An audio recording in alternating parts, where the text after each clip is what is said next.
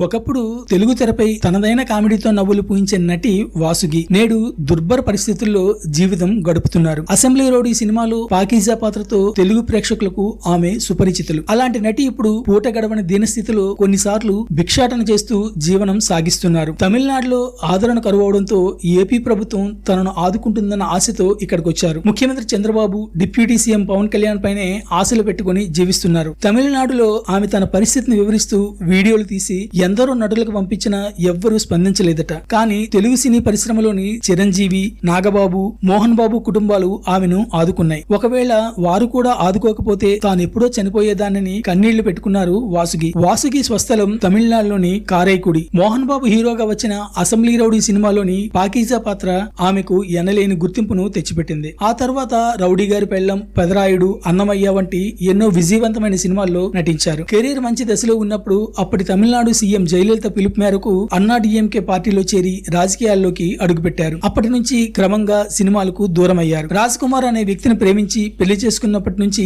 ఆమె జీవితంలో కష్టాలు మొదలయ్యాయి. అత్తమామల వేధింపులు, భర్త మద్యానికి బానిసై ఆస్తులు కరిగించడం వంటి సమస్యలను ఎదుర్కొన్నారు. కొంతకాలానికి భర్త ఆత్మహత్య చేసుకోవడంతో అత్తమామలు ఆమెను ఇంటి నుంచి గెంటేశారు. ఉన్న కొద్దిపాటి డబ్బును క్యాన్సర్ తో బాధపడుతున్న తల్లి చికిత్స కోసం ఖర్చు చేశారు. తన రాజకీయ గురువైన జయలలిత మరణం తరువాత ఆమెను పట్టించుకునేవారే కరువయ్యారు.